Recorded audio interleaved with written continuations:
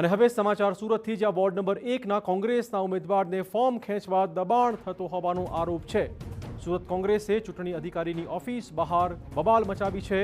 ભાજપના કાર્યકર્તા અંદર બેઠા હોવાનો પણ આક્ષેપ લગાવાયો છે। કોંગ્રેસના ઉમેદવારનું ફોર્મ ખેંચવા દબાણ કરવાનો આ આક્ષેપ છે।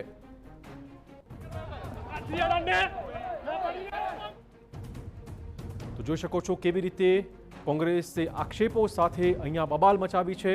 વોર્ડ નંબર 1ના કોંગ્રેસના ઉમેદવાર ફોર્મ પરત ખેંચે તે પ્રકારનું દબાણ થઈ રહ્યું છે।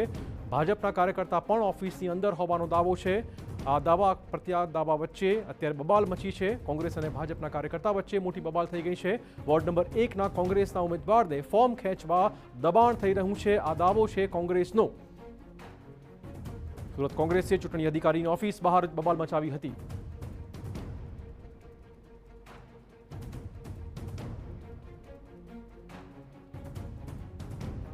તો 3 વાગ્યા સુધી ઉમેદવારી પત્ર પાછા ખેંચવાનો સમય હતો, એ સમય પૂરો થઈ ગયો છે, છતાં પણ બબાલ યથાવત રહી છે। કોંગ્રેસનો આરોપ છે કે તેના ઉમેદવારને ફોર્મ પાછું ખેંચવા દબાણ થઈ રહ્યું છે। ભાજપના કેટલાક નેતા અંદર બેઠેલા છે ઓફિસની અંદર, અને માટે તે મુદ્દે પણ વિરોધ નોંધાવાયો છે।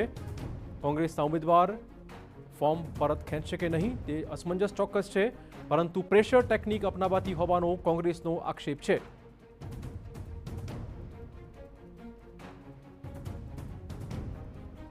જોઈ શકો છો કેવી રીતે મોટી બબાલ મચી છે।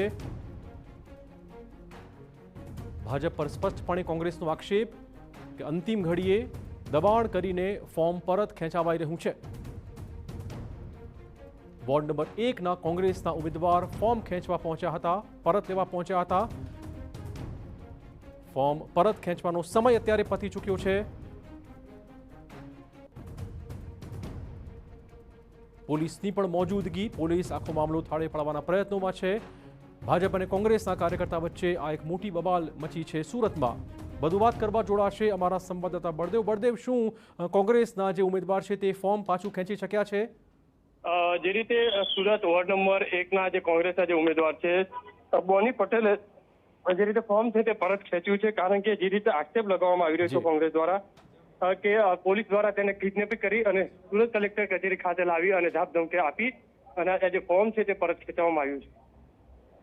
બળદેવ, જે રીતે આક્ષેપ પ્રત્યાક્ષેપ થઈ રહ્યા છે, ખાસ તો કોંગ્રેસના નેતાઓ પણ ત્યાં મોજૂદ છે અને ભાજપના કાર્યકર્તાઓ પણ અંદર ઓફિસની અંદર હોવાનો આક્ષેપ છે, સત્ય શું હોઈ શકે છે?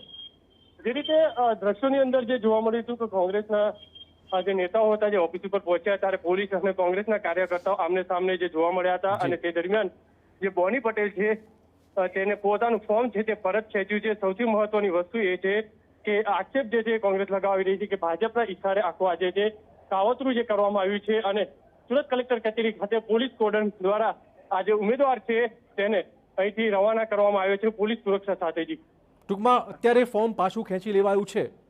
તો અત્યારે જે રીતે માહિતી મળી રહી છે તે પ્રમાણે વોર્ડ નંબર 1ના જે ઉમેદવાર હતા કોંગ્રેસના જે બોની પટેલ, તેનું ફોર્મ છે તે પરત ખેંચી લેવાયું છે। સત્તાવાર હજી કોઈ જાણકારી મળી નથી। ધન્યવાદ બળદેવ તમામ જાણકારી બદલ। તો જે સૂત્રો કહી રહ્યા છે કે હાલમાં ફોર્મ પાછું ખેંચી લેવાયું છે, જો કે આ ફોર્મ પાછું માત્ર ને માત્ર ભાજપના દબાણના કારણે ખેંચાયું હોવાનો આક્ષેપ કોંગ્રેસનો છે।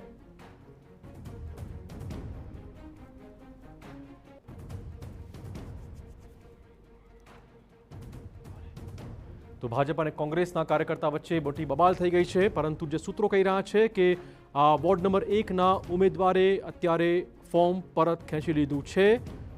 3 વાગ્યા સુધી ઉમેદવારી પત્રક પરત ખેંચવાનો અંતિમ દિવસ અને અંતિમ સમય હતો, તે પહેલા આ ઉમેદવારી પત્રકો પાછું ખેંચવાનું શરૂ કરાયું છે।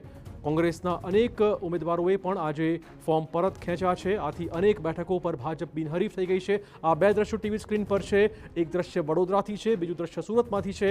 આ બંને જગ્યાએ બબાલ મચી છે। વડોદરામાં પણ ભૂમિ પ્રજાપતિ નામની કોંગ્રેસની જે મહિલા ઉમેદવાર હતી ઓબીસી બેઠક પરથી, તેણે પણ અચાનક જ આવીને ફોર્મ પરત ખેંચતા મોટા સવાલો છે। અંગત કારણસર ભૂમિ પ્રજાપતિએ ફોર્મ પરત ખેંચ્યું છે। બીજી બાજુ સુરતમાં પણ આવો જ ઘટનાક્રમ સામે આવ્યો છે। અંતિમ ઘડીએ વોર્ડ નંબર 1ના જે કોંગ્રેસના ઉમેદવાર હતા તેમણે પણ ફોર્મ પરત ખેંચ્યું છે।